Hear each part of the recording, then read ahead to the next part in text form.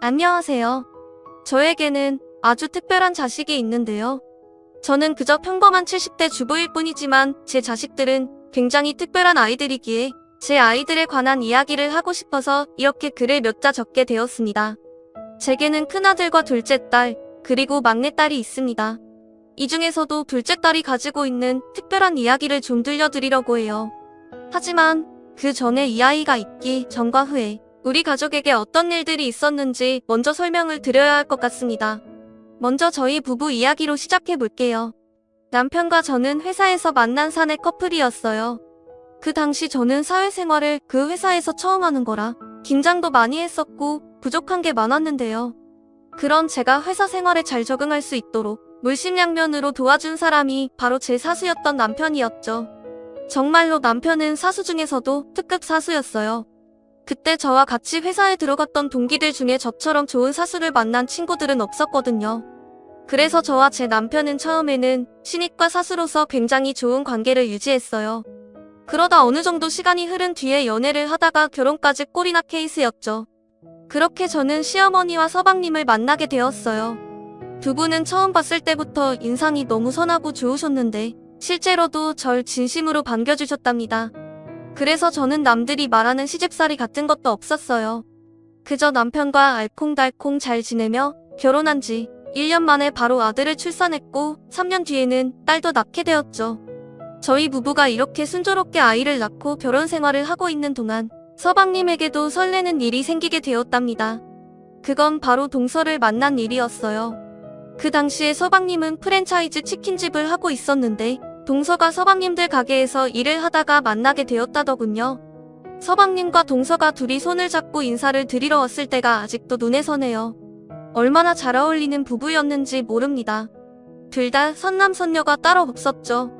그날 저희 시어머니도 동서를 얼마나 예뻐하셨는지 몰라요. 어머니, 안녕하세요. 어머, 이렇게나 고운 아이가 오다니. 첫째 며느리도 이렇게 참한 아이가 들어오더니 둘째 며느리도 마찬가지구나? 어쩜 이리도 예쁠까? 한눈에 봐도 시어머니가 동서를 예뻐하는 게 보이자 서방님은 말 그대로 입이 귀에 걸려 있었죠. 엄마, 내가 말했잖아. 진짜 착하고 예쁜 사람이라고. 아마 같이 지내다 보면 더 많이 좋아하게 될걸? 서방님이 어찌나 잘 웃는지 저와 제 남편은 그 모습을 보고 장난을 칠 수밖에 없었답니다. 어머, 도련님. 광대가 날아가겠어요. 너무 올라간 거 아니에요? 그러니까 말이야. 아주 입술 찢어지겠다. 찢어지겠어. 여보, 그냥 지금부터 서방님이라고 불러드려. 저 녀석 얼굴 보니 머릿속으로는 이미 결혼식도 다 마치고 신혼여행까지 간 것 같은데. 아유, 서방님. 동서 그만 좀 보세요. 닮겠어요. 닮겠어. 그렇게 두 사람이 결혼식을 올리고 그 이후에 행복하게 잘 살았다면 얼마나 좋았을까요? 하지만 안타깝게도 저희 집안에는 자꾸만 행복을 앗아가는 도둑이 들락거리는 것 같았어요. 그만큼 너무나 많은 불행이 닥쳐왔기 때문이었죠. 동서네가 결혼식을 올린 지 얼마 안 돼요. 서방님이 운영하던 가게는 형편이 많이 어려워지기 시작했어요. 그렇게 된 가장 결정적인 이유는 그 프랜차이즈 기업 자체가 운영난이 오고 다른 대기업들에게 자리를 많이 뺏겨서였다고 해요. 그래서 서방님은 결국 장사를 접게 되었고 급한 대로 일용직을 전전하게 되고 말았어요. 마침 또 동서가 결혼 1년 만에 딸아이를 출산한 직후에 또 둘째를 임신하게 되면서 서방님이 느끼셨을 부담감은 더 컸던 것 같습니다. 그런데 얼마 지나지 않아 충격적인 소식이 들려왔어요. 그 성실하고 착했던 서방님이 사망하셨다는 겁니다. 그날 서방님은 도로 포장 작업에 투입되어 일을 하고 있었는데 그만 달려오던 졸음운전 차량에 치이고 말았던 것이었죠. 사고 소식을 접한 저희 가족은 정말 헐레벌떡 병원으로 뛰어갔어요. 먼저 도착해 있던 동서는 봉긋하게 불러온 배를 안고 우느라 정신이 없었죠. 그때 동서는 임신 5개월 차라 배가 어느 정도 나오고 있는 상태였거든요. 우리 남편이 왜 그렇게 착한 우리 남편이 누가 우리 남편을 우리 아기 아빠 얼굴도 못 보고 우리 남편 아기 얼굴도 못 보고 이렇게 가면 어떡해. 우리 남편 불쌍해서 어떡해. 우리 남편 불쌍한 우리 남편. 우린 이제 어떻게 살라고. 우리 애기들이랑 난 어떻게 살라고. 여보, 여보. 동서가 정신을 못 차리고 우열하고 있을 때 옆에서 큰 조카는 제 엄마를 따라 빽빽 울고 있었어요. 일단 저는 아이를 안아들고 잠시 복도로 나가 눈물을 삼키며 달랬고 남편 역시 얼굴이 창백해진 채로 장례수속을 밟는 등 일처리를 도왔어요. 얼마 지나지 않아 도착하신 시어머니도 세상이 무너져라 통곡을 하셨죠. 자식을 잃은 어머니의 슬픔이 얼마나 끔찍하겠습니까? 시어머니의 속은 정말 말도 못할 정도로 무너지셨을 거예요. 장례가 모두 끝나고 시어머니도 동서도 한동안 식사도 못하고 슬픔에서 헤어나오지 못했습니다. 그래서 저희 부부가 일부러 다 같이 모이는 자리도 만들고 주말에는 바깥 바람도 쐬게 하는 등 노력을 했죠. 그나마 시어머니께서는 점차 생활력을 되찾으시는 것 같았어요. 문제는 동서였죠. 가뜩이나 임산부가 그런 큰 충격을 받게 되니 온 가족들은 동서 걱정이 이만저만이 아니었습니다. 특히 제가 옆에서 볼 때는 동서는 웃어도 그 웃음이 텅 비고 공허해 보여서 얼마나 불안했는지 몰라요. 원래는 굉장히 밝고 명랑하던 사람이었는데 말입니다. 혹시라도 애 엄마가 이상한 생각이라도 할까봐 저는 그게 너무 걱정되더라고요. 그래서 제가 거의 매일같이 연락하고 틈만 나면 찾아가는 등 계속 신경을 썼어요. 마침 그때는 제가 주부로 생활하던 때여서서 동서네 집에 찾아가기가 편하기도 했고요. 동서 오늘 날이 너무 좋아. 우리 이불 빨래 한번 하자. 내가 이따 오후에 넘어갈게. 동서 지금 집에 있어? 그럼 이리로 올래? 이번에 옆집에서 사과 한 박스를 받았는데 너무 달고 맛있지 뭐야? 와서 좀 가져가. 온 김에 밥도 먹고 가고. 동서 지금 집이지? 나 오늘 미역국을 끓였는데 양이 너무 많아. 좀 가져다 줄게. 지금 출발한다. 그렇게 도착하면 동서는 반갑다며 웃기도 하고 딸아이 키우느라 힘들다는 얘기도 하고 가끔은 남편이 보고 싶다며 울기도 했지만 조금씩 마음의 병이 나아가고 있었어요. 하지만 배가 더 불러오면서 아무래도 아기를 돌보긴 어려워해서 저는 조카를 거의 제 딸처럼 도맡아 키우다시피 하고 있었답니다. 그의 동서는 항상 저를 보면 입버릇처럼 감사 인사를 했었죠. 형님 너무 감사해요. 매번. 형님도 둘째 민지 낳으신 지 얼마 안 되셨는데 제가 빨리 건강해질게요. 둘째도 건강하게 잘 낳을게요. 아유 뭘. 예빈이가 동서 닮아서인지 너무 조용하고 순하더라. 애가 얼마나 빵긋빵긋 잘 웃는지 몰라. 애들 보는 건 하나도 힘들지 않으니까 그런 걱정하지 말고 동서는 몸이나 신경 써. 저는 정말 진심으로 이야기를 했고 또 전부 사실이기도 했답니다. 당시엔 저희 아들이 막 4살이 되었을 때고 조카는 2돌이 찼을 때였죠. 태어난 지 얼마 안 된 제 막내딸은 아직 옹알이를 하고 있을 때였고요. 그런데 애들이 어찌나 순한지 아이들을 키우는 건 저에게 하나도 어렵지가 않았어요. 저는 그저 동서가 하루빨리 예전의 그 밝고 활기찬 모습을 되찾기만을 바랄 뿐이었죠. 그런데 참 하늘도 무심하시지 저희 가족에게는 또 한 번의 커다란 슬픔이 닥치고 말았어요. 딸아이 예빈이를 위해서라도 잘 살아보려 마음을 다시 잡은 동서가 그만 둘째를 출산하다 사망한 것이었죠. 정말 하늘을 원망할 수밖에 없는 원통한 사건이었습니다. 그도 그럴 것이 동서가 진통이 시작됐을 때 병원으로 데려간 것이 바로 저였거든요. 동서가 아무리 진통을 호소하고 제가 아무리 간호사를 찾아가서 빨리 애를 받아달라고 해도 그 시간에 수술실이 다 찼다며 5시간이나 사람을 방치하더군요. 저는 발바닥이 부르트드로 병원 데스크에 다녀오며 호소를 했어요. 아니 지금 저희 여기 온 지 3시간이 넘었어요. 응급이라니까요. 왜 애를 안 받아주시는 거예요? 수술은 오신 순서대로 진행되세요. 지금 앞에 2팀 남으셨으니까 조금만 더 기다려주세요. 그런 게 어딨어요. 급한 사람부터 먼저지. 환자들 상태부터 체크하고 우선순위를 정해야지. 무슨 선착순 같은 소리를 하고 있냐고요. 지금 우리 가족이 죽게 생겼다니까요. 산모도 애도 잘못되면 간호사님이 책임지실 거예요. 체크하고 말씀드리는 겁니다. 자리에 가서 기다리세요. 간호사는 정말 바늘로 찔러도 피 한 방울 안 나올 것처럼 매정하게 말을 하곤 자기 일을 하러 가버렸어요. 요즘에야 CCTV도 잘 되어 있고 인터넷도 빨라서 다른 곳을 바로 옮기던지 하겠지만 그 당시에 그런 게 어디 있나요?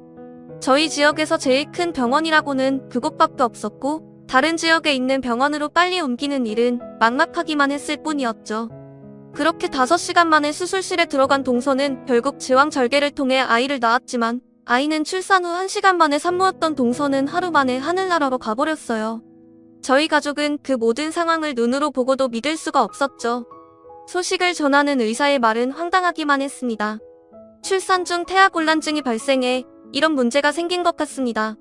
저는 기가 차서 쏘아붙였죠. 그게 무슨 말이에요? 태아랑 산모 모두 건강했다고요? 건강한 태아에게도 이런 일이 발생할 수 있습니다. 유감입니다. 그 뻔뻔한 의사의 말을 듣고 옆에 있던 남편도 고함을 지르며 대응했습니다. 뭐라고요? 당신들이 처음부터 수술을 제대로 진행했으면 이런 일이 일어났겠어? 그럼 산모는? 산모는 왜 죽게 내버려 뒀냐고? 당신들 도대체 무슨 짓을 한 거야? 똑바로 말 안 해? 그간의 기록을 살펴보니 산모분은 원래 건강 상태가 그다지 좋지 않았고 약간의 저혈압 증상이 있었습니다. 그래서 수술 후 저혈압 쇼크가 찾아왔던 것 같은데요. 저희도 최대한 막아보려 했지만 역부족이었습니다. 말 같지도 않은 소리 하지 마. 당신들이 언제 최대한 막아보려 했다는 거야? 사람이 죽도록 거들떠도 안 보고 방치해놓고 우리가 아무리 소리를 지르고 반박해도 의사는 최대한 말을 아끼고 자리를 뜨더군요. 아무리 불러세우고 남편이 멱살을 잡으려고 해도 다른 보안팀 직원에게 제지당할 뿐이었어요. 시어머니는 그만 그 자리에서 혼절을 해버리셨죠. 너무나 기가 차고 어이없는 상황에 저희는 모으고 있던 돈까지 전부 투자해 변호사를 찾아가 이 일의 진상을 밝히려고 노력했어요. 하지만 유전무죄, 무전유죄라는 말이 딱 맞는 말이었더라고요. 황망하게도 법원은 의료진의 손을 들어줬고 저희는 그렇게 억울함을 풀지도 못하고 그저 이렇게 일을 하고 있었습니다. 반복되는 큰 사건들로 인해 시어머니는 기력이 많이 쇠하셨어요. 저희도 정신이 없었지만 일단 연세도 있으신 시어머니가 걱정되어 최선을 다해 보살펴드렸죠. 하지만 결국 시어머니도 3년 후에 하늘나라로 떠나시고 말았답니다. 시어머니는 그의 인생을 잊고도 돌아가고 싶었죠. 시어머니께서 워낙 인맥이 좋으셔서 많은 분들이 조의를 표해주셨지만 저는 하나도 위로가 되지 않았어요. 그 당시에는 저 역시 반복되는 비극에 지쳐있던 상태였고 시어머니를 보내드리며 저희는 그의 인생을 잊고도 돌아가고 싶었죠. 저는 하나도 위로가 되지 않았어요. 그 당시에는 저 역시 반복되는 비극에 지쳐있던 상태였고 시어머니를 보내드리며 어쩌면 그곳에서 그리웠던 아들도 남편도 둘째 며느리도 보시니 좋으시려나 하는 무기력한 생각뿐이었어요. 그런데 그런 제가 정신을 다시 차리게 된 두 가지가 있었는데요. 첫 번째는 바로 남편이었어요. 남편은 불과 1년 남짓 3시간 동안 자신의 가족을 모두 떠나보내고 재수씨와 태중의 아이까지 지키지 못했다는 죄책감으로 많이 힘들어하고 있었습니다. 일상으로 돌아와서도 항상 낯빛도 어둡고 어깨가 축 처져 있었고요. 그 모습을 보고 너무 마음이 아팠어요. 그래서 나라도 정신 차리고 남편에게 힘이 돼줘야겠다고 생각하게 되었죠. 그러던 차에 남편은 저에게 너무나 가슴 아픈 부탁을 하게 되었답니다. 시어머니를 보내드리고 약 2주 뒤에 남편이 갑자기 저에게 할 말이 있다며 불러서는 무릎을 꿇고 빌기 시작하는 겁니다. 여보, 내 동생이 세상 떠난 지도 얼마 안 됐고 재수씨마저 이렇게 가버렸잖아. 그래서 말인데 남겨진 우리 예빈이 좀 키우면 안 될까? 저번에 엄마 보내드리고 예빈이 외가에 맡기고 오는데 재수씨 친정은 워낙 사람들이 좋지가 않더라고. 애가 거기서 얼마나 눈치 보면서 자라겠어. 안 그래도 엊그제 꿈에 동생이 나와서 제발 예빈이 좀 걷어달라고 울면서 부탁을 하는데 그날 이후로 내가 걱정이 돼서 잠을 못 자겠어. 당신한테 어려운 부탁인 거 아는데 내가 우리 예빈이 직접 지켜주지 않으면 후회하게 될까봐 너무 걱정되고 잠을 못 자겠어. 내가 당신한테 평생 잘할 테니까 우리 예빈이 좀 같이 키워줘. 제게 회사 생활을 알려주던 특급 사수는 없고 작고 초라해진 남자만 남아있더군요. 그게 너무 마음이 아파서 저는 그만 남편을 혼내듯 말을 해버렸어요. 여보, 지금 그런 말이 어딨어. 일어나. 남편이 돼가지고 자기 부인한테 이게 뭐야? 아내한테 듬직한 모습을 보여주지 못할 망정. 지금 뭐 하는 거야? 일어나. 당연히 예빈이 내가 키워야지. 그리고 당신도 나한테 당당하게 우리가 예빈이 키워야지. 당신이 잘못해서 일어난 일은 하나도 없는데 왜 당신이 이렇게 죄지은 사람처럼 기가 죽었냐고. 일어나. 집안의 가장이 이게 뭐 하는 거야? 보기 싫게. 가뜩이나 속상해 죽겠는데.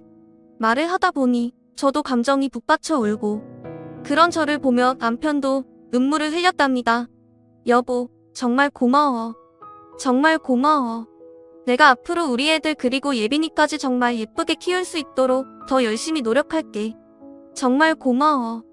여보, 내가 당신이랑 결혼하고 자꾸 힘든 일만 겪게 해서 미안해. 앞으로 당신 우리 애들이랑 행복한 일만 있도록 내가 더 노력할 거야. 여보, 정말 고마워. 정말 정말 고마워. 저희 부부는 그날 이후로 예빈이를 아예 입양해서 저희 딸로 키우기 시작했죠. 예빈이는 얼마나 예쁘게 잘 자라 주었는지 몰라요. 제 엄마를 닮아 곱기도 하고 제 아빠도 닮아 착하고 성실하기까지 했답니다. 그 성실함으로 공부를 하니 매번 성적이 잘 나올 수밖에 없었죠. 그런데 그 성적이 잘 나오지 않아서 예빈이의 성적이 잘 나오지 않았어요. 매번 성적이 잘 나올 수밖에 없었죠. 예빈이를 키우는 일은 저에게는 항상 기쁨이었어요. 그런 반면 저희 집엔 예빈이와는 너무나 상반되는 문제야 또 한 명 있었는데요. 바로 예빈이보다 2살 많은 제 큰아들 동호였습니다. 동호는 예빈이가 제 친딸이 아니라는 걸 알고 있었어요. 동서가 떠날 당시 4살이었던 그 작은 아이가 그 옛날 일을 다 기억하더라고요. 아무래도 저희 집안에 일어났던 모든 아픈 일들이 동호가 한창 부모 사랑받고 커야 했던 시기에 일어나서였는지 저희도 동호에게 충분한 사랑을 주지 못했던 것 같습니다. 나중에 생활이 좀 안정되고 나서 그제라도 아이들을 더 살뜰히 챙기려 노력하긴 했는데 예빈이까지 포함해서 균등하게 대하려고 했던 게 아들 동호에게는 맞지 않았던 모양이에요. 동호는 유치원을 다닐 때부터 예빈이에 대한 식의 질투를 늘 가지고 있었는데요. 동호가 자주 예빈이 내 친동생도 아닌데 라는 말을 툭툭 내뱉곤 했습니다. 엄마 예빈이 내 친동생도 아닌데 왜 자꾸 양보하라 그래. 엄마 예빈이 내 친동생도 아닌데 왜 우리 집에서 같이 살아. 엄마 내가 엄마 진짜 아들인데 왜 나한테 더 잘해주지 않아. 그럴 때마다 저는 동호에게 예빈이도 똑같이 엄마 자식이고 엄마는 동호도 예빈이도 막내 민지도 똑같이 사랑한다고 설명해 주었죠. 하지만 동호의 엇나간 마음은 쉽게 돌아오지 않는 것 같았어요. 심지어는 제가 없을 때 예빈이를 괴롭히기도 하는 것 같더라고요. 그 일을 직접적으로 목격하게 된 날 저는 큰 충격을 받을 수밖에 없었답니다. 하루는 몸이 좋지 않아 반차를 내고 집에 일찍 들어오게 되었어요. 당시 애들이 나란히 초등학교를 다니고 있을 때라 제가 없어도 집에서 잘 지냈기에 저도 일을 다시 시작하고 있었거든요. 그런데 제가 집 안으로 들어오자 큰아들 동호가 예빈이에게 포근한 마음을 가지고 그때만 해도 아직 조그만 어린애에 불과했는데도 미움이 가득한 말을 하길래 정말 깜짝 놀랐어요. 야, 너 진짜 우리 가족도 아니면서 왜 자꾸 여기서 사냐고. 너 빨리 어디든 안 나가? 나가라고. 넌 여기 있을 게 아니라 보육원이나 고아원 같은 데 가야 돼. 너 고아원이 뭔지 알아? 보육원 같은 거 들어봤지? 빨리 나가서 넌 그리로 들어가. 내가 있으니까 엄마가 진짜 가족인 나랑 민지한테 줄 사랑을 제대로 못 주고 있잖아. 다 너 때문이라고. 나가. 양심이 있으면 나가라고. 저는 그 말을 듣고 즉시 애들 방문을 열어줘 치고 들어가 아들을 크게 혼내기 시작했어요. 헤헤. 이 이끼? 신동호 너 어디서 그런 못된 말을 배워왔어? 너 이리 와. 엄마한테 오늘 혼 좀 나자. 이리 와. 엄마가 몇 번을 말했어. 예빈이도 똑같은 내 동생이고 엄마 자식이야. 너 학교에서 동생 때리면 된다고 배웠어? 안 된다고 배웠어? 너 이리 안 와? 안 되겠다. 엄마 해철이 가지고 와야겠어. 너 이리 와. 내가 왜? 내가 뭘 잘못했다는 거야? 내가 틀린 말 했어? 엄마는 왜 자꾸 얘가 왜 내 동생이라는 거야? 제가 우리 집에서 양심도 없이 자꾸 똑같은 취급 받으려고 하잖아. 엄마는 진짜 자식인 우리를 더 좋아해야지. 왜 자꾸 쟤만 좋아하냐고. 뭐? 엄마가 왜 자꾸 우리 집에서 양심도 없이 똑같은 취급 받으려고 하잖아? 엄마는 진짜 자식인 우리를 더 좋아해야지. 왜 자꾸 쟤만 좋아하냐고. 뭐? 너 지금 그게 무슨 말이야? 저는 그날 아이들을 키우면서 처음으로 해철이를 들게 되었어요. 나중에 시간이 흐른 뒤에도 이날 일이 많이 생각이 나더군요. 어쩌면 제가 그날 해철이를 들지 않고 동호를 보듬어줘서 했나 하는 후회가 들었어요. 그런데 그 당시에는 저도 아이가 그런 얘기를 하니 너무 당황스럽고 아무리 설명해줘도 엇나가기만 하는 아들을 보며 속이 상했던 것 같아요. 그리고 또 하나, 그날은 아들 동호의 말도 놀라웠지만 더욱 충격적인 말을 예빈이에게서 듣기도 했어요. 그래서 예빈이에게도 처음으로 큰 화를 낸 날이기도 했고요. 그래서 동호를 더 신경을 못 써줬던 것 같네요. 글쎄 예빈이가 제가 동호를 막 혼내고 있을 때 뭐라고 했는지 아세요? 죄송해요 엄마. 오빠랑 싸워서 죄송해요. 엄마, 저 버리지 마세요. 저 앞으로 오빠가 아무리 뭐라 그래도 가만히 있을게요. 막내 민지한테도 잘할게요. 제발 저 버리지 마세요. 저 정말 이 집에서 조용히 지내기만 할게요. 밥도 조금 먹고 용돈도 안 받을게요. 제발 엄마, 큰엄마, 저 버리지 말아주세요. 네? 예빈이 입에서 큰엄마라는 호칭이 나왔을 때 얼마나 제 억장이 무너지던지요. 저는 깜짝 놀랐어요. 단순히 자신이 좀 다르구나가 아니라 예빈이도 정확히 자신에게 일어났던 일들을 다 알고 있었다는 걸 이날 처음 알게 되었죠. 아무리 제 뱃속으로 낳은 아이가 아니라도 예빈이는 피덩이였을 때부터 제가 키웠던 누가 뭐래도 제 딸이었는데 말입니다. 그래서 저는 예빈이에게도 똑같이 혼을 냈습니다. 예빈이, 너 방금 뭐라 그랬어? 큰엄마가 뭐야? 엄마지, 엄마. 내가 내 뱃속으로 낳진 않았더라도 넌 내 가슴으로 낳은 내 딸이야. 큰엄마라니? 너도 이리 와. 너도 같이 혼나? 큰엄마라니? 앞으로 누가 뭐래도 예빈이 넌 무조건 이 엄마 딸이야. 알겠어? 내가 동호 이놈의 자식 한 번만 더 우리 딸한테 못된 소리 하면 다리 몽땅이 부러뜨려 놓을 테니까 너 기죽지 마. 알겠니? 우리 예쁜 예빈이 누가 버린다고? 난 우리 예빈이 절대 버리지 않아. 버릴 수 없어. 이렇게 예쁜 내 딸을 어디 버린단 말이니? 너 앞으로 그런 소리, 아니 그런 생각도 하지 마. 알겠어?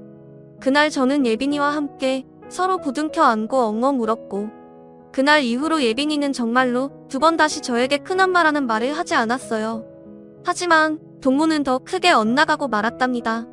항상 저에게 불만이 있는 모습이었고 사고뭉치로 자랐죠. 이런 오빠 언니의 모습을 막내 민지는 이런 일들을 전부 보고 자라면서 어느 정도 집안 사정의 눈치는 있는 것 같았지만 다행히도 정말 사랑스러운 막내로만 이 집안 사정의 눈치는 있는 것 같았죠. 사고뭉치 동호도 민지는 또 친동생이라고 생각해서인지 잘해주었고 예빈이도 언니로서 살뜰히 챙겨주었기 때문이었죠. 그래도 집안의 분위기 메이커가 되는 막내 민지가 있어서 지난 세월 동안 저희 가족이 이만큼 화목해질 수 있었던 것 같아요. 그렇게 30년이 넘는 사이에 우리 가족이 이렇게 잘 자랐다는 걸, 그렇게 30년이 넘는 시간이 지나고 아들 동호도 막내 민지도 결혼을 하게 되었어요. 그런데 신랑과 알콩달콩 잘 사는 민지와는 달리 동호는 2년 만에 이혼을 했습니다. 동호는 커가면서 하도 저희에게 말도 안 하고 소통을 잘 안 해서인지 저희는 이혼하게 된 이유도 잘 몰랐어요. 어쩌다 전화가 왔을 때 물어봐도 불같이 성만 낼 뿐 속 시원히 대답을 해주지 않았죠. 아니, 그렇게 된 이유가 있을 거 아니야. 이혼이 말이 쉽지. 그런 일이 일어났으면 엄마한테 얘기도 좀 해주고 그래야지. 그냥 딸랑 이혼해서 이 한마디로 연을 끊으라는 게 말이 되니? 그럼 이미 도장 찍은 걸 어쩌라고. 그리고 나 아직 29이야. 아직 결혼 한 번도 안 한 놈들이 수두룩한데 그깟 결혼 나중에 또 하면 되지. 뭔 큰일이라고 그러는 거야? 그뿐만 아니라 동호는 제 아비한테 틈만 나면 이 핑계 저 핑계를 대며 돈을 타가더니 한 번은 사업을 한다는 거짓말을 치고 엄청난 거액을 빌려갔더라고요. 그 돈을 돈으로 사업을 한다고? 한 번은 사업을 한다는 거짓말을 치고 엄청난 거액을 빌려갔더라고요. 그리고 그 이후에는 연락이 거의 끊기다시피 되어버렸어요. 제가 그 전부터 남편에게 동호한테 자꾸 쉽게 돈 주지 말자고, 애 버릇 더 안 좋아지는 것 같다고 얘기를 했는데도 바보같이 착한 남편은 그래도 사내 놈이 어디 나가서 괜히 기죽고 그러면 될 일도 안 되고 그러는 거야 라면서 자꾸만 돈을 퍼주다가 벌어진 일이었죠. 저희의 생활 형편은 그렇게 자꾸만 밑바닥으로 가라앉고 있었어요. 그러던 차에 또 한 번 저희 가정에는 큰 비극이 찾아오게 되었어요. 어느 날 일을 마치고 돌아온 남편이 자꾸만 발바닥이 저리다고 통증을 호소하는 겁니다. 그때는 그게 큰 병인 줄 모르고 그냥 발 마사지를 열심히 하거나 따뜻한 물로 조격을 하기만 했는데 이게 날이 갈수록 더 심해지더군요. 그래서 제가 큰 병원에 가서 검사를 받아보자고 했지만 예전 동서 때 일로 병원에 큰 불신을 갖고 있던 남편은 뭐 큰일 있겠어? 하고 넘기더라고요. 그런데 통증에서 끝나지 않고 물집이 잡히기 시작하길래 저는 남편 손을 붙들고 큰 병원에 가서 억지로 데려갔습니다. 그리고 검사를 진행해봤는데 결과는 충격적이었죠. 의사 입에서 나오는 말은 도저히 믿을 수가 없었어요. 아버님, 당뇨가 이렇게 심하신데 이제야 병원에 오신 겁니까? 지금 발바닥에 피가 통하지 않아 통증이 생기시는 거예요. 당뇨 합병증이시고요. 이미 괴사가 진행되고 있어서 곧바로 치료를 들어가더라도 얼마나 복구되실지 장담할 수 없습니다. 말 그대로 눈앞이 캄캄해지는 것 같았죠. 애꿎은 남편에게 왜 진작 말하지 않았냐고 소리를 쳤지만 이미 제대로 치료를 할 수 있는 시기가 지났다고 하니 할 수 있는 게 많지 않았어요. 저는 있는 돈 없는 돈까지 전부 긁어모아 치료를 진행했지만 병원비를 감당할 수 없었죠. 그래서 병원에 가서 치료를 진행했지만 병원비를 감당할 수 없었고 결국 남편은 오른쪽 발을 절단하고 의족을 찰 수밖에 없었답니다. 이 소식을 듣고 저희 두 딸 예빈이와 민지는 어떻게든 도움을 주려고 했지만 결국 의족을 찬 아버지를 보고 굉장히 슬퍼했죠. 하지만 인생사 세웅지마라고 했던가요? 당시 로스쿨을 다니고 있던 예빈이는 더욱 도끼를 품고 공부를 열심히 하기 시작했어요. 그리고 로스쿨을 마치고 나서 뒤이어 한 번의 변호사 시험까지 붙어버리는 기염을 토했고요. 안 그래도 예빈이는 어렸을 때부터 줄곧 변호사가 되겠다는 꿈을 가지고 있었는데 그 이유는 바로 자신의 생모가 의료진 부주의로 사망했음에도 불구하고 제대로 된 보상도 받지 못하고 법정 싸움에서 지고 말았다는 이야기를 알게 되었기 때문이었답니다. 그래서 예빈이는 항상 입버릇처럼 제게 말하곤 했어요. 저는 꼭 변호사가 돼서 억울한 일을 당하는 사람들을 도와주는 일을 할 거예요. 의료사건을 전문적으로 맡는 변호사가 있대요. 변호사도 다 각자의 분야를 정해야 한다는데 저는 이미 정했어요. 그래 우리 딸, 아이고 기특해라. 그래서 이렇게 열심히 공부했구나. 엄마가 늘 응원할게. 그랬던 우리 예빈이가 변호사 시험 결과가 나오는 날 저희 집으로 와서 안겨올 때 얼마나 감격스러웠는지 모릅니다. 예빈이는 울먹거리면서 저희에게 합격 소식을 알려왔어요. 그동안 밤늦게까지 공부하며 고생했던 예빈이의 노력이 빛을 발하게 되었다니 정말 날아갈 정도로 기뻤죠. 얼마 지나지 않아 예빈이는 변호사 사무실에 취직해서 일을 하기 시작했답니다. 예전부터 본인이 얘기해왔던 의료사고를 전문으로 다루는 변호사가 된 것이죠. 그런 우리 딸이 얼마나 뿌듯하고 자랑스러웠는지. 그뿐만 아니라 예빈이는 3년 후에 또 다른 기쁜 소식을 제게 가져다 주었어요. 바로 결혼할 사람이 생겼다는 것이었죠. 안녕하세요. 어머님 아버님 박창진이라고 합니다. 아이고 어서와요. 세상에 변호사 양반이라더니 인물도 훤칠하고 반가워요. 예빈이가 데려온 사위는 예빈이보다 7살 많은 변호사 선배였는데요. 같은 로스쿨 선수로서는 예빈이가 이렇게 잘 지내셨다고 합니다. 같은 로스쿨 선후배로서 만남을 이어오다가 연인 사이로 발전한 모양이었습니다. 한눈에 봐도 너무나 잘 어울리는 한상이었고 그렇게 둘은 결혼을 하게 되었죠. 결혼식 혼주석에는 남편과 제가 나란히 앉았어요. 남편은 의족을 최대한 가리기 위해 일부러 안쪽에 자리했고요. 그날 예빈이는 하염없이 눈물을 흘렸어요. 특히 제가 있는 쪽으로 오기만 하면 더욱 눈물이 쏟더군요. 양가 부모님께 인사를 올리기 위해 왔다가 제 얼굴은 쳐다도 못 보고 우는 예빈이를 보고 저 역시 하염없이 울었죠. 그때 생각만 하면 아직도 심장이 울렁이고 눈물이 납니다. 시간이 많이 지났는데도 지금 이 글을 쓰고 있는 순간조차 눈물이 앞을 가리네요. 아마 그날의 기억은 평생 제게 잊혀지지 않을 거예요. 눈부신 드레스를 입은 예빈이를 보니까 예빈이를 처음 봤을 때 동서의 품에 안겨있던 갓난아이였을 때랑 제 아빠의 장례식장, 한 구석에서 빽빽 울던 때, 그리고 우리 집으로 들어왔을 때, 초등학교, 중고등학교 때 그 무수히 많은 순간들이 한순간에 스쳐 지나갔어요. 그리고 그런 순간들을 보내고 지금 이렇게 예쁜 신부가 되었다는 것에 5만 가지 감정이 돋받쳐 오르더군요. 아마 예빈이도 마찬가지였을 겁니다. 그래서 그렇게 심하게 눈물을 흘렸겠죠. 우리 둘이 너무 우니까 분위기가 조금 무거워졌는지 사회자가 일부러 장난을 막 치더군요. 아이고, 우리 신부님 그렇게 시집가기 싫으세요? 신부님이 우리 어머니가 너무 좋으신가 보다. 설마 지금 이 결혼 협박당해서 하는 거 아니죠? 예빈이와 저는 그 순간에만 울다 말고 웃었던 기억이 있네요. 그런데 그렇게 예쁘게 결혼한 지 얼마 되지 않았던 어느 날 갑자기 사위가 저와 남편을 찾아왔더라고요. 저희는 말도 없이 찾아온 사위를 보고 어리둥절했죠. 자네 연락도 없이 여기 무슨 일인가? 예빈이랑 무슨 일이 있어? 아닙니다. 어머님, 아버님. 오늘은 제가 두 분께 드릴 말씀이 있어서 온 겁니다. 그래? 무슨 말인가? 여기 주소로 한번 가보시겠어요? 이곳으로 가보시면 어머님, 아버님께 특별한 소식이 들려올 겁니다. 그래? 뭐 알겠네. 다른 일은 없고? 네, 그게 답니다. 사위는 사람 좋은 웃음만 지을 뿐 별다른 말을 안 해주더라고요. 그래서 그 다다음 날 예빈이가 우리 집으로 오기로 한 날에 예빈이 차를 타고 그 집 주소에 가봤답니다.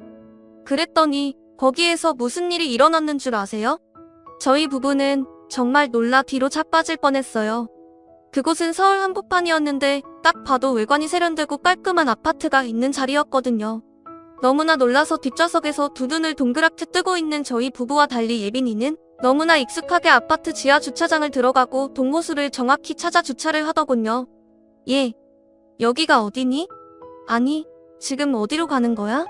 엄마, 놀래키지 말고 말 좀 해봐. 올라가면 말씀드릴게요. 일단 따라오세요. 아빠도 어서 오시고요. 그렇게 엘리베이터를 타고 올라간 곳에는 32평짜리 헌한 집이 있었죠. 예빈이는 비밀번호도 척척 누르고 들어가 저희에게 집을 보여주며 말했답니다. 엄마, 아빠, 두 분 사실 집이에요. 가구도 전부 들여놨으니 두 분 오늘부터 바로 여기서 지내시면 돼요. 환하게 웃는 예빈이의 말을 듣고 저희는 어안이 벙벙할 정도로 놀랐어요. 현실 같지가 않았달까요? 그리고 예빈이가 집 안 구석구석을 설명해 주자 그제서야 정신이 들어 손사래를 쳤습니다. 아이고, 얘 우린 이런 거 못 받는다. 너 지금 너희 남편이랑 같이 더 잘 살아갈 생각해도 모자랄 판에 우리가 염치도 없이 어떻게 이런 걸 받니? 아유, 됐다 됐어. 우린 이런 선물 못 받아. 이거 너희 남편이랑 둘이 지내고 우리는 됐다. 이게 다 도대체 뭐니? 엄마, 아빠 몸도 많이 안 좋으시고 엄마도 그러시잖아요. 아빠 병원 다니시기엔 지금 살고 있는 집은 교통도 너무 불편해요. 여기 병원 가까운 곳에서 지내면서 건강관리도 하셔야지. 엄마가 항상 그랬잖아요. 사람이 생활하는 환경이 중요하다고요. 그동안 저 이렇게 성장할 수 있게 키워주신 은혜 이렇게라도 갚는 거예요. 제발 받아주세요. 아이고, 내가 언제 너한테 선물 같은 거 바란 적이 있었다고. 얘는 선물이 집이 뭐야, 집이. 이런 걸 우리가 어떻게 받아? 한참을 그렇게 예빈이와 욱신각신하는데 현관문 소리가 들리더니 사위가 들어오더군요. 나중에 알고 보니 예빈이는 이미 사위와 실시간으로 연락을 하는 중이었고 사위는 이미 지하 주차장에 도착해 있었다고 해요. 거기서 기다리다가 예빈이의 연락을 받고 올라온 거고요. 사위는 저희를 보고 환하게 웃으며 얘기했어요. 어머님, 아버님, 어떠세요? 좀 둘러보셨어요? 마음에 드세요? 제가 이 정도 능력은 됩니다. 밖에서 조금 들었는데 저희 살 것도 여기만큼 번듯해요. 나중에 짐 정리되시면 한번 모시겠습니다. 너무 염려 마세요. 아니, 우리가 혼수를 제대로 도와준 것도 없는데. 아니요, 두 분께서 우리 와이프를 이렇게 예쁘게 사랑으로 키워주신 것만으로도 얼마나 감사드리는지 모릅니다. 제 작은 감사 표시니까 제발 받아주십시오. 그렇게 이야기하며 사위는 울고 있는 저를 안아주더라고요. 어떻게 이렇게 천사 같은 부부가 다 있을까 싶더군요. 구김살 없는 사위의 밝고 친근한 모습에 저희 부부는 결국 그 집에서 생활하게 되었어요. 결혼하기 전에도 사위의 집안은 저희와 다르게 부족함 없이 지내왔다는 건 알았지만 오히려 그런 화목한 가정에서 자란 사위는 예빈이도 저희 가족도 따뜻하게 품어주며 살뜰하게 챙겨주었답니다. 그리고 집안의 도움 없이도 이미 예빈이보다 경력도 오래되고 변호사들 사이에서도 알아주는 실력자였기 때문에 사위의 능력이 출중한 것 같았어요. 그런 사위는 예빈이에게 가정사를 전부 듣게 되었는지 예빈이가 얼마나 우리를 끔찍하게 생각하고 저희가 또 얼마나 예빈이를 아껴 키웠는지를 다 알고 있더군요. 그래서 이렇게 통 큰 선물을 해준 듯 했어요. 그런데 사위의 선물은 여기서 끝이 아니었어요. 사위는 저의 가장 아픈 손가락이 누구인지도 알고 있었습니다. 바로 우리 큰아들 동호였죠. 사위는 우리 아들 동호를 만나며 점점 아들을 변화시키기 시작했는데요. 그 당시에는 연락조차 잘 되지 않았던 동호를 먼저 찾아간 건 바로 사위였다고 해요. 처음에 사위가 동호를 찾아갔을 때 사위는 운전 박대를 당했다는데요. 형님, 저 예빈이랑 결혼한 박창진이라고 합니다. 결혼식 때도 인사를 못 드려서 이번에 이렇게 찾아뵙고 인사드리러 왔습니다. 뭐야? 걔가 결혼을 했어? 근데 어쩌라고? 지금 위아래로 명품 쫙 배입고 와서 돈 자랑하러 온 거야. 뭐야? 시끄럽게 굴지 말고 나가. 나가라고. 내 말 안 들려? 그런데 사위는 그렇게 운전 박대를 당하고서도 또다시 그리고 또다시 동호를 찾아갔답니다. 두 번째로 갔을 때도 운전박대를 당하더니 세 번째로 갔을 때는 동호도 왜 자꾸 자기를 찾아오나 싶어 그 이유라도 듣고자 문을 열어줬던 게 변화의 시작이었죠.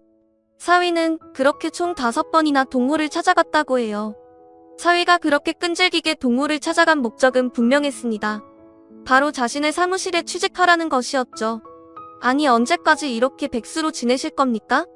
형님 나이도 있으신데요. 지금이야 건강하고 언제든 일을 구할 수 있을 거라 생각하시지만 생각보다 시간은 굉장히 빠르게 흘러갑니다. 이러다 곧 있으면 40이라고요. 이제라도 정신 차리셔야죠. 지금 나보다 나이 많다고 유세 떠는 거야. 뭐야? 기껏 찾아와서 한다는 소리가 잔소리야? 나가. 저희 사무실에서 저랑 같이 일해보시죠. 알게 되는 것도 느끼게 되는 것도 많으실 겁니다. 보수도 정직원이랑 똑같이 드릴 테니까 저 한번 믿어보세요. 아 시끄러워. 그러다 마지막으로 찾아갔을 때 사위는 제 남편의 영상을 보여줬대요. 이놈이 글쎄 그때까지도 지 아버지가 의족을 찾다는 것도 모르고 있더라고요. 얼마나 연락을 안 하고 살았는지 저희도 그 얘기를 나중에 듣고 깜짝 놀랐어요. 장인어른 이렇게 몸 불편하신 거 알고 계셨어요? 형님 언제까지 키워주신 부모님 가슴에 대못을 박을 겁니까? 두 분께서 가장 믿고 의지할 장남이 이러고 있으면 그 속이 어떠시겠어요? 요즘 제가 주말마다 아버님이랑 병원 다녀오고 있습니다. 원래 형님이 하셔야 하는 일 아닙니까? 동호는 그 영상을 보고 큰 충격을 받았는지 한동안 말을 못했다고 하더군요. 그리고 며칠 뒤 먼저 사위에게 전화를 걸어 이력서를 뽑아들고 찾아갔답니다. 그렇게 일을 시작하며 사위 밑에서 많은 걸 배운 듯 했어요. 우리 예빈이와 마찬가지로 사위도 전문 분야가 있었는데 그게 바로 교통사고였다고 해요. 그런 곳에서 일을 하다 보니 억울하게 사고를 당하거나 심지어 목숨을 잃는 사람들도 보고 명백한 잘못을 저지르고도 후회하거나 뉘우침이 없는 사람도 보고 정말 다양한 사건 사고들을 목격하게 되었나 봅니다. 동호가 저희에게 먼저 연락한 건 사위의 사무실에서 일을 시작한 지 1년이 되었을 때였어요. 그동안 사위를 통해 동호 소식을 듣던 저희 부부는 추석 명절에 동호가 찾아온다는 연락을 받고 새벽부터 일어나 기다리고 있었죠. 나이가 드니 아침잠도 없고 몇 년 만에 아들 얼굴을 보게 되니 도저히 누워 있을 수가 없더라고요. 연휴의 첫날 오전 기상청에서 일을 시작한 지 1년이 되었을 때였어요. 연휴의 첫날 오전 일찍 찾아온 동호는 저희 부부를 보고 무릎을 꿇고 울었어요. 죄송해요. 엄마, 아버지. 제가 그동안 너무 막 살았어요. 제가 그동안 저만 망친 게 아니라 엄마랑 아버지 속을 전부 망쳐놓고 없던 병도 생기게 했어요. 원래 그러려던 게 아니었는데 자꾸 미운 감정만 들고 미운 생각만 들어서 제 주변 사람 전부 상처 주고 살아버렸네요. 저 이제라도 달라지려고요. 이제라도 그동안 못했던 효도도 하고 사람 노릇하고 살려고요. 엄마, 아버지. 정말 죄송합니다. 용서해주세요. 저 한 번만 더 받아주세요. 뭘 한 번만 더 받아달라는 거냐? 우린 널 내친 적이 없어. 아이고, 이놈아. 이제야 지 부모한테 오다니. 잘 왔다. 잘 왔어. 근데 얼굴이 왜 이렇게 상했어? 돈 버느라 몸축 내지 말고 잘 좀 먹고 다녀야지. 이놈아. 그렇게 속을 썩히더니만. 잘 왔다. 우리 아들. 죄송해요. 엄마. 그렇게 현관에서부터 저와 제 남편 그리고 우리 아들 동호는 서로 부둥 떠 안고 얼마나 눈물을 흘렸는지 몰라요. 그리고 그날 이후로 동호는 우리 착한 아들로 돌아왔답니다. 애가 어려서부터 눈치는 빠르고 머리가 빠릿빠릿하더니 사위 사무실에서 일도 나날이 느는 모양이고요. 이 모든 일은 전부 우리 예빈이와 사위 덕분이었어요. 요즘 저희 가족은 더할 나위 없이 행복해요. 막내딸 민지는 제 아빠를 똑 닮은 건강한 아들을 낳았고 예빈이 역시 지난주에 임신 8주차라며 기쁜 소식을 알려왔답니다. 사위의 사무실은 나날이 번창하고 있고 아들은 일을 제대로 배워서 사무장까지 다는 걸 목표로 열심히 일을 하고 있고 주말마다 찾아와 저희와 함께 시간을 보내고 있답니다. 다다음 주에는 온 가족이 다 같이 제주도로 여행을 가기로 해서 설레는 마음으로 기다리고 있고요. 이런 걸 보면 옛날 말이 아주 틀린 건 아닌 것 같아요. 왜 고진감래라는 말이 있잖아요. 이전까지는 저희 가정에 그렇게 가슴 아픈 일들이 폭풍처럼 몰아치더니 요즘에는 그 폭풍이 전부 지나고 화창한 날들만 남았답니다. 그 폭풍 속에 있을 때는 도무지 끝날 것 같지가 않았는데 시간이 많이 흐르고 나니 이제는 제가 직접 제 이야기를 여러분들께 들려드릴 정도로 마음이 많이 단단해지게 되었네요. 참 사람 일이라는 게 뭔지 많은 생각이 드는 오늘입니다. 오늘은 동서의 길이었는데요. 예빈이와 그의 가족이 함께 일을 하고 있답니다. 예빈이와 동서의 빈소를 다녀오면서 그간의 일을 되짚어보다가 글을 쓰게 된 것이 이렇게 길어졌네요. 마지막으로 동서한테 한마디만 남기고 사연을 마무리하도록 하겠습니다. 동서 딸 예빈이가 이렇게 예쁘게 커서 벌써 엄마가 되었어. 서방님처럼 멋있고 착한 사이도 만나고 말이야. 요즘 애들 이렇게 번듯하고 예쁘게 살아가는 모습 보면 얼마나 뿌듯하고 벅찬지 몰라. 그리고 동서 생각이 얼마나 많이 나는지 몰라. 동서, 그동안 하늘에서 다 보고 있었지? 지금도 잘 지켜보고 있지? 그동안 예빈이 키우면서 너희들이 행복했는지 동서가 행복했는지 나도 엄마는 처음이고 그래서 예빈이 내 딸이라고 그렇게 여기며 키웠지만 사실은 마음속으로 동서 몫을 해내야 된다는 부담감도 있었던 게 사실이야. 그래도 동서가 하늘에서 많이 도와준 덕분인지 예빈이가 이렇게 훌륭하게 자라줬지 뭐야? 앞으로도 내가 우리 예빈이, 내 딸 예빈이 끝까지 예뻐해주고 보듬어주며 잘 지켜볼게. 동서는 하늘에서 편히 쉬면서 예쁘게 지켜봐줘.